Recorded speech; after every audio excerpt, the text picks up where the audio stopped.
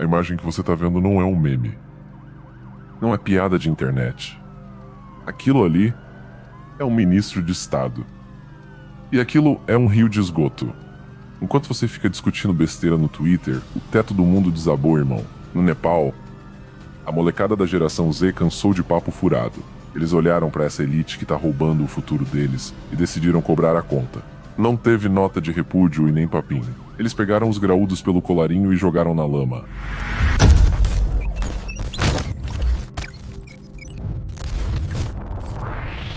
O que tá rolando em Katmandu não é um acidente. É o ensaio geral do colapso que tá batendo na nossa porta. O sistema lá achou que era intocável. Achou errado. Hoje, a gente vai abrir a caixa preta desse colapso. Vamos entender por que o Nepal é o pavio curto da economia global. Bem-vindo ao Axioma. Tu acha que isso começou agora? Que nada. O buraco é muito mais embaixo. O Nepal é cenário de um filme de terror real que a maioria esqueceu. Se esqueceram ou a história foi abafada. Em 2001, no dia 1 de junho, a realeza marcou um jantar em família que tinha tudo para ser normal. O jantar iria ter início por volta das 7h30.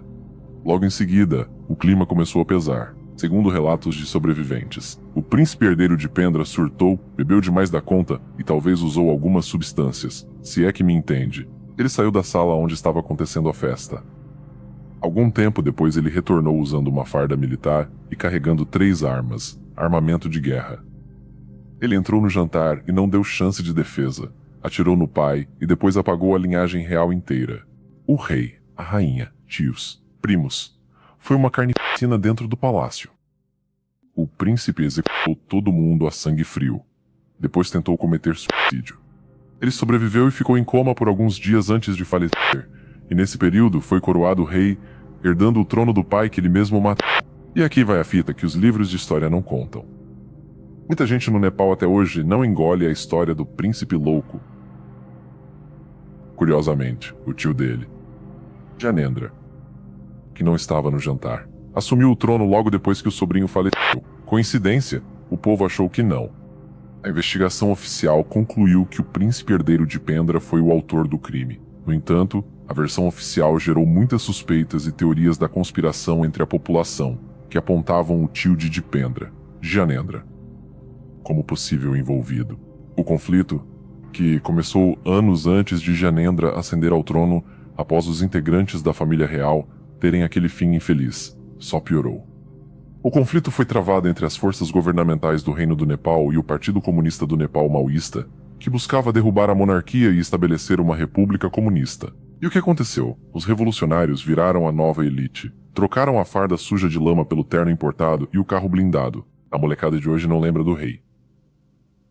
Eles só conhecem a república. E para eles, a república é só mais uma mentira bem contada. Mas sabe o que fez o sangue da molecada ferver de verdade? Não foi só a política velha. Foi o Instagram.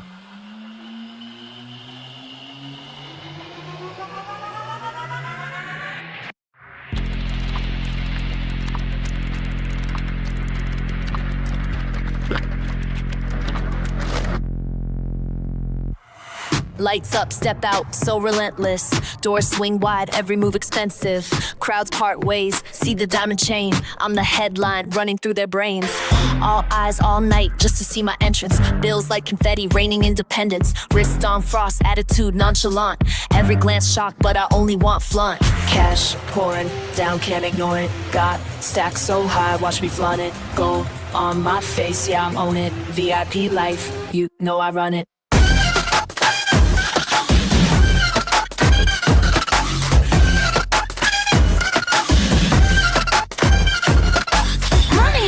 Money, can't forget it. Party till the world don't get it. Money, can't forget it. Drip so cold, yeah, I said it.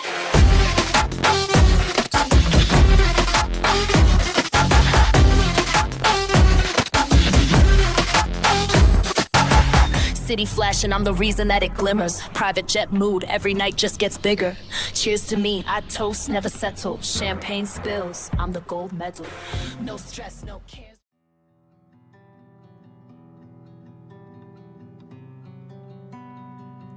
Enquanto o povo contava moeda para comprar arroz, os filhos dessa nova elite estavam ocupados criando uma casta intocável, os Nepo Kids. Filhos de ministros, de generais, de líderes sindicais, ostentando em Londres, em Dubai, em Nova York. Relógio de $50 mil no pulso. Carros importados que custam o orçamento de um hospital inteiro. Festas privadas regadas a champanhe que você pagou com o seu imposto. Eles não têm vergonha.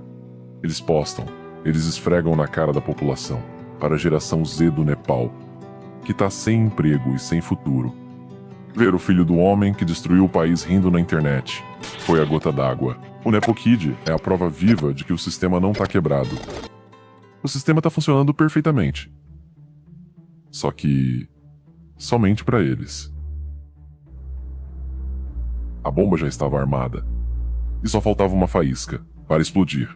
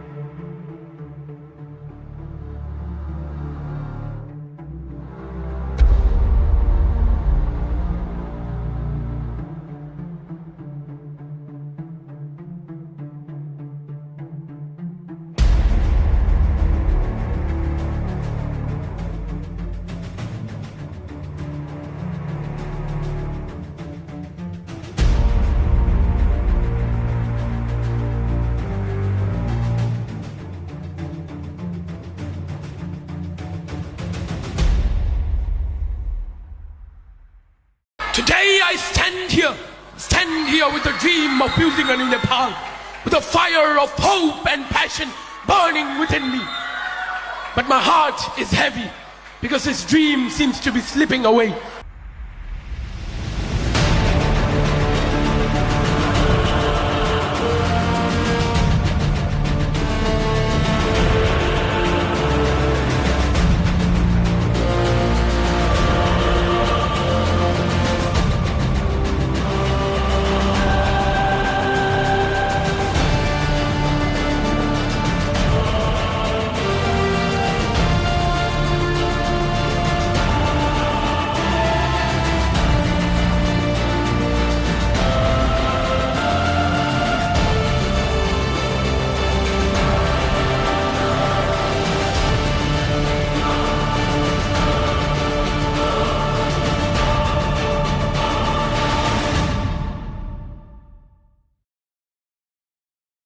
A bomba precisava de uma faísca.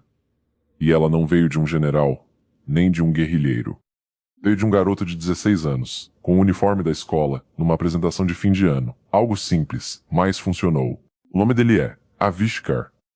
Em março de 2025, ele pegou o microfone e, em vez de agradecer aos professores, ele canalizou a raiva de 30 milhões de pessoas. Ele não pediu licença. Ele chutou a porta. Escuta o que esse menino disse. Não é discurso de político, é poesia de guerra. Ele gritou: "Jovens, levantem-se! Nós somos os portadores da tocha da mudança. Se não levantarmos nossas vozes, quem o fará? Se não construirmos esta nação, quem o fará? Nós somos o fogo que queimará a escuridão. Nós somos a tempestade que varrerá a injustiça e trará prosperidade." O vídeo viralizou em horas. Saiu do TikTok e foi parar nos gabinetes de inteligência. Mas não foi só elogio. A internet mundial olhou para aquele jovem gesticulando, gritando sobre pátria e sangue, e sentiu um arrepio na espinha. Começaram a chamar ele de radical, de mini-ditador. Disseram que a oratória dele lembrava os discursos sombrios da Alemanha de 1930. A mídia tentou pintar ele como vilão, mas pro povo do Nepal que tá passando fome, ele não soou como um monstro. Ele soou como a única pessoa acordada no meio de zumbis.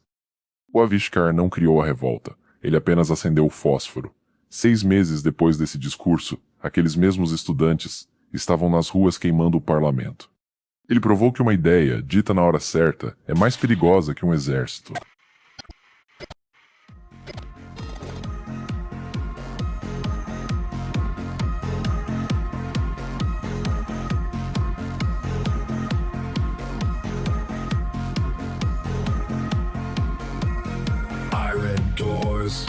sirens wail, boots hit ground, faces pale, mouths shut tight, dust and grime, marching in, lose the time, fluorescent hums, morning calls, breath is short, empty halls, fingers raw, from the strain, numbers carved, deep in brain.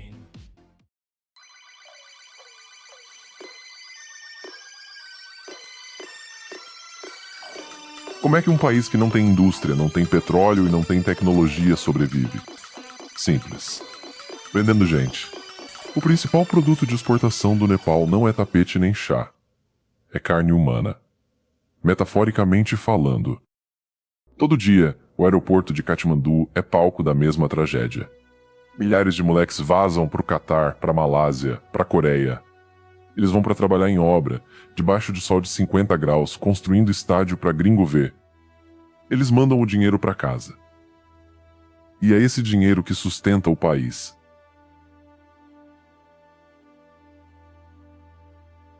O governo adora isso. Você sabe o porquê? Porque jovem trabalhando no deserto não faz protesto na praça. A exportação de gente era a válvula de escape perfeita. Enquanto o dinheiro entrava e os jovens saíam, a elite dormia tranquila. Não é de hoje que o Nepal vende imigrantes. Vocês já ouviram falar dos Gurkhas? Um dos grupos de guerreiros mais temidos do mundo. Há 200 anos, o Nepal aluga seus melhores homens para o exército britânico e indiano. Eles lutaram nas Malvinas, no Iraque, no Afeganistão e até mesmo nas duas grandes guerras. A faca torta deles, a Kukri, já fez muito estrago em todos os continentes. O Nepal sofre pelos outros antes de sofrer por si mesmo. É uma nação que foi treinada para servir até o dia que decidiu parar, porque a farra acabou. A economia global travou pós-pandemia. As obras no Catar acabaram depois da Copa. Os jovens voltaram. E o que eles encontraram? Encontraram o cofre vazio. Encontraram a inflação comendo o arroz. E encontraram aqueles mesmos políticos que vimos anteriormente, ainda sentados na cadeira. A válvula de escape quebrou. E a pressão não teve para onde ir a não ser para cima deles.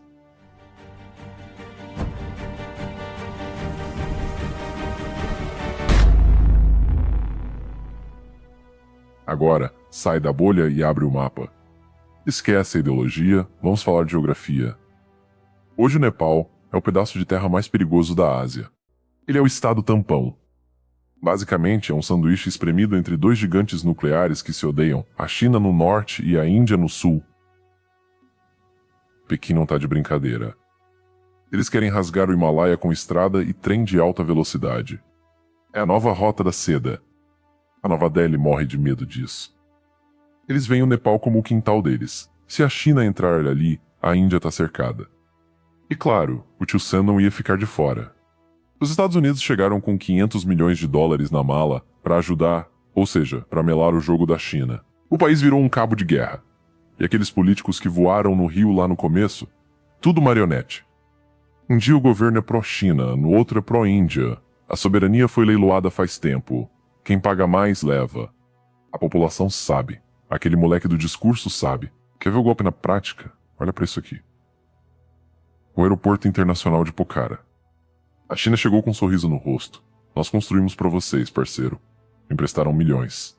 Trouxeram as empresas deles, o cimento deles, os operários deles. O dinheiro saiu da China, deu uma volta e voltou pra China. O aeroporto tá pronto. É lindo. E é inútil. Sabe por quê?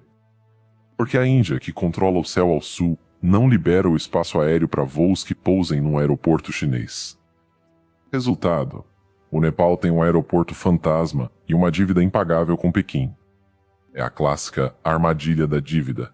O país foi hipotecado sem ler as letras miúdas. Isso explica a raiva. O jovem nepalês olha para o governo e não vê líderes. Vê gerentes de uma loja que já foi vendida. Eles não estão lutando só contra a corrupção. Estão lutando para não virar colônia de ninguém. Por que tu tem que se importar com um país do tamanho de um estado brasileiro lá no Himalaia? Porque a física social é universal, irmão. Se você aperta um gás e tampa a saída, Ele não desaparece. Ele explode. Os ingredientes que explodiram em Katmandu estão na prateleira da tua cidade agora, infelizmente. A inflação comendo o salário. Inúmeros escândalos de corrupção. Uma elite que vive tudo do bom e do melhor, enquanto o povo vive na lama. A geração Z nepalesa provou uma tese perigosa. A política ruim só existe enquanto você der autoridade a ela. No momento em que o medo acaba e a indignação toma de conta, o rei fica nu. O general vira só um velho fardado. E o político vira um alvo. Se nossa sociedade está ruim, a culpa é inteiramente nossa. A pergunta que fica pro resto do mundo não é se isso vai acontecer aqui. A pergunta é: quando? O sistema global é um dominó.